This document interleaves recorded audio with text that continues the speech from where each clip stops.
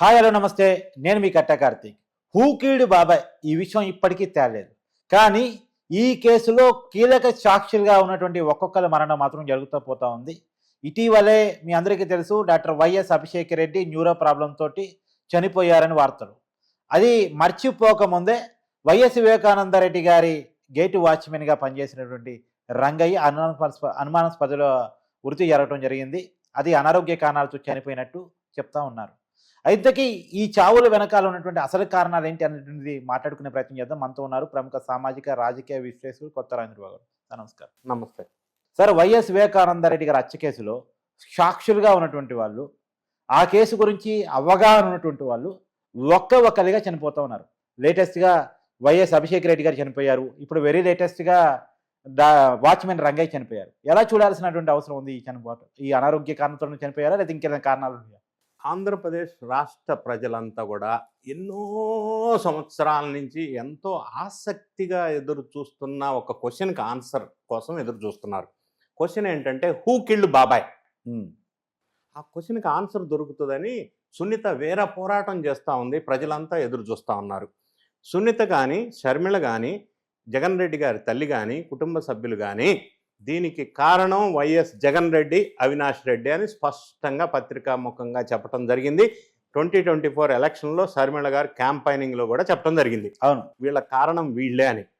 So ఆ case బయటికి రాకుండా సిబిఐ చాలా సంవత్సరాలుగా ప్రొలాంగ్గా డిలే అవుతా వస్తుంది. కారణం ఏంటంటారు? దీన్ని నిష్పక్షపాతంగా విశ్లేషణ చేద్దాం.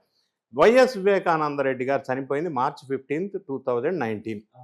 అప్పట్లో తెలుగుదేశం పార్టీ అధికారంలో ఉంది కాబట్టి దీన్ని వాళ్ళు చాలా సీరియస్గా తీసుకొని వెంటనే విషయాలు వెలుగులోకి తీసుకురావాలనే ఒక ఉద్దేశంతో స్పెషల్ ఇన్వెస్టిగేషన్ టీం వేశారు.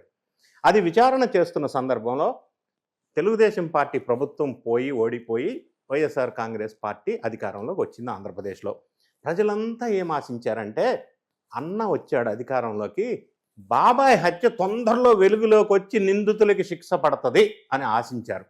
కానీ రివర్స్ అయింది వ్యవహారం. ఎందుకు రివర్స్ అయింది అనేది ప్రజలు ఆలోచించాలా. సిబిఐ ఎంక్వైరీ వేయాల్సిందే. సిట్ ఎంక్వైరీ వల్ల నిజాలు బయటికి రావు అని జగన్ రెడ్డి గారు నిర్ణయించి సిట్ని క్యాన్సిల్ చేసి సిబిఐ ఎంక్వైరీ కోరారు. సిబిఐ ఇన్వెస్టిగేషన్ స్టార్ట్ అయింది. స్టార్ట్ అయ్యి నిజాలు వెలుగులోకి వస్తున్న సందర్భంలో మళ్ళీ రివర్స్ గేర్ వేశారు జగన్ అన్న గారు. 5 సంవత్సరాలు ముఖ్యమంత్రిగా అధికారంలో ఉండి సిబిఐ ఆంధ్రప్రదేశ్లో అడుగు పెట్టడానికి వీలు లేదని ఆపేశారు. ఎందుకు? రెండోది, అవినాష్ రెడ్డి గారిని విచారణ కోసం కర్నూలు వస్తే సిబిఐ వాళ్ళతోని ఘర్షణ వాతావరణం సృష్టించి విచారణకి సహకరించలేదు. ఎందుకు? ప్రభుత్వం, జగనన్న ప్రభుత్వమే ఉంది కదా, పోలీసును అడ్డుపెట్టి మరీ ఆపింది. ఎందుకు?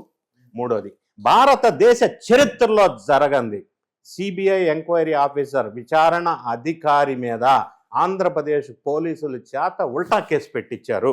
అవును, ఎందుకు? ఈ 3 ప్రశ్నలకి అసలు ఆలోచన చేస్తే ఎవరు హత్య చేయించారనేది విశ్లేషణ అర్థమవుతుంది మనకి.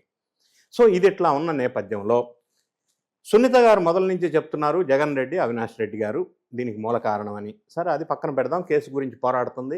కోర్టులు కూడా ఏం చెప్పినాయి, ఇది కేసు స్పీడ్గా హ్యాండిల్ చేయాలా, క్లియర్ చేయాలని.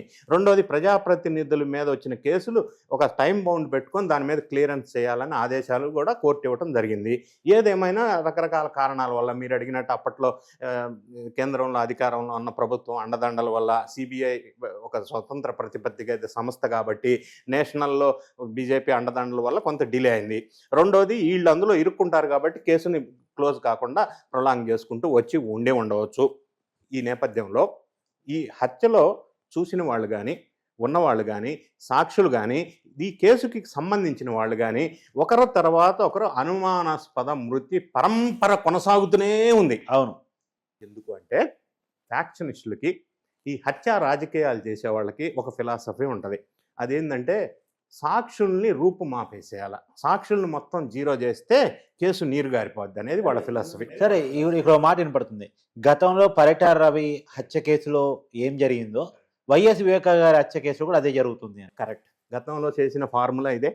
సాక్షుల్ని నీరు గారిస్తే కేసు నీరు గారిపోద్ది. ఇప్పుడు జరుగుతున్న పరంపర అదృశ్యమైపోవటం, అనుమానాస్పద మృతికి కారణాలు కూడా ఇదే క్వశ్చన్, ఇదే ఆన్సర్. మనం పరిశీలించినట్టయితే ఒట్టిగా స్టేట్మెంట్ ఇవ్వకుండా ఫస్ట్ కె శ్రీనివాసరెడ్డి అనే ఒక డ్రైవర్ 2వ తారీఖు 9వ నెల 2019లో అనుమానాస్పద మృతి చెందాడు. ఇతను ఆ కేసులో హత్య దగ్గర ప్రత్యక్ష సాక్షి. ఓహో, 2019లోనే. 2019 2వ తారీఖు 9వ నెల. ఓకే. నెక్స్ట్ వచ్చేసరికి గంగాధర్ రెడ్డి 9th జూన్ 2022లో అనుమానాస్పద మృతి చెందాడు. ఆయన చనిపోయినప్పుడు అక్కడ ఉన్న కొద్ది మందిలో ఇతను ఒకడు. ఎవరు sir? Gangadhar Reddy. Gangadhar Reddy. Okay. Next doctor Gangireddy. ఈయన భారతమ్మ గారికి సొంత నాన్న, బై ప్రొఫెషన్ డాక్టర్. హత్య జరిగింది, బాత్రూంలో బ్లడ్లో పడి ఉన్నాడు, తలకాయ పగిలింది. ఆ సందర్భంలో కొద్దిమంది ఆ టైంకి వెళ్ళి చూసిన వాళ్ళల్లో డాక్టర్ గంగిరెడ్డి ఒకరు. సార్, గంగిరెడ్డి గారిని చంపడానికి భారతి గారు ఒప్పుకుంటారా? హత్య రాజకీయాలంటే అంతే ఉంటాయి, సాక్ష్యాలు ఉండకూడదు. గంగిరెడ్డి గారు ఏం చేశారు, ఎందుకు ఇన్వాల్వ్ అయ్యారంటే చనిపోయిన తర్వాత పోస్ట్ మార్టం చేయకుండా పగిలిన తలకాయని కుట్లేశారు. ఆ కుట్లేయటానికి గంగిరెడ్డి డాక్టర్తో పాటుగా ఇంకొక డాక్టర్ సహకరించారు. ఆయన పేరే వైఎస్ అభిషేక్ రెడ్డి. ఆయన కూడా చనిపోయారు. గంగిరెడ్డి గారు చనిపోయారు. అనుమానాస్పద మృతి ఎప్పుడు? 9th month 2020లో. తర్వాత వైఎస్ అభిషేక్ రెడ్డి వంతు వచ్చింది. ఈయన వైఎస్ఆర్ కాంగ్రెస్ పార్టీ పులివెందుల్లో బాగా మెజారిటీ రావటానికి, లేదా అవినాష్ రెడ్డికి ఎంపీ సీటు గెలుపొందటానికి అత్యంత కృషి చేసిన వ్యక్తిగా ఈయన పేరు చెప్తారు. ఇన్ కేసు సిబిఐ గనక అవినాష్ రెడ్డిని ఈ కేసులో ఏదన్నా అరెస్ట్ చేస్తే ఆ ఎంపీ సీటుకి డాక్టర్ అభిషేక్ రెడ్డిని పెట్టాలన్న ఆలోచన కూడా జగన్ రెడ్డి గారు చేశారు. అంటే ఆ స్థాయిలో ఎదిగాడు వైఎస్ఆర్ కాంగ్రెస్ పార్టీలో డాక్టర్ అభిషేక్ రెడ్డి. 35 సంవత్సరాల యంగ్ డాక్టర్, వైజాగ్లో ప్రాక్టీస్ చేసుకుంటాడు, మంచి పేరు సంపాదించుకున్న డాక్టరు. అతను వచ్చి ఆ గంగిరెడ్డితో పాటుగా తలకి బాడీ కుట్లేసిన దాంట్లో అతను ఉన్నాడు. ఆ తర్వాత ఏమైంది, ఆయనకి ఎవరికి రాని వింత జబ్బు ఒకటి బాధపడుతున్నాడని చెప్పారు. తర్వాత ఆయన మాయమయ్యాడు. సిటీ న్యూరో హాస్పిటల్లో ఆయనకి ట్రీట్మెంట్ జరిగింది. సిటీ న్యూరో హాస్పిటల్ ఎవరిది? వైఎస్ జగన్ రెడ్డి గారు అప్పట్లో కోడి కత్తో ఇంకొక కత్తికో అన్నిటికీ ఆస్థాన హాస్పిటల్. అందులో ట్రీట్మెంట్ చేసుకున్న సందర్భంలో డాక్టర్ అభిషేక్ రెడ్డి 11 జనవరి 2025లో మృతి చెందాడు. ఇది అనుమానాస్పద మృతి. వాచ్మెన్ రంగయ్య నిన్న అనుమానాస్పద మృతితో చనిపోయాడు. ఈ విషయం వాచ్మెన్ రంగయ్య వాళ్ళ వైఫ్ ఇచ్చిన పోలీస్ కంప్లైంట్, దాన్ని అనుమానాస్పద మృతిగా వాళ్ళు రికార్డు చేశారు. ఈ రంగయ్య 164 స్టేట్మెంట్ ఇచ్చారు పోలీసుల ముందు. ఏమిచ్చాడు? ఈ హత్యలో ఇన్వాల్వ్ అయిన వాళ్ళ పేర్లన్నీ ఇచ్చాడు. అవినాష్ రెడ్డి A7, అవినాష్ రెడ్డి తండ్రి A8, దస్తగిరి A1, ఇంకోరు సునీల్ యాదవ్, వీళ్ళందరూ ఉమాశంకరు, ఎర్రం గంగిరెడ్డి పేర్లన్నీ ఆయన చూశాడు కాబట్టి చెప్పాడు. కాబట్టి రంగయ్యకి ఏమైనా చంపేస్తారోమని చెప్పి అనుమానం వాళ్ళ భార్య వ్యక్తం చేసింది. ఇప్పుడు కూడా అనుమానాస్పద మృతిగానే బుక్ చేశారు. అందుకే రంగయ్య గారికి సిబిఐ వాళ్ళు 1+1 సెక్యూరిటీ కూడా ఇచ్చారు. అయినప్పటికీ అనుమానాస్పద మృతి చెందిన మాట నిన్న జరిగింది.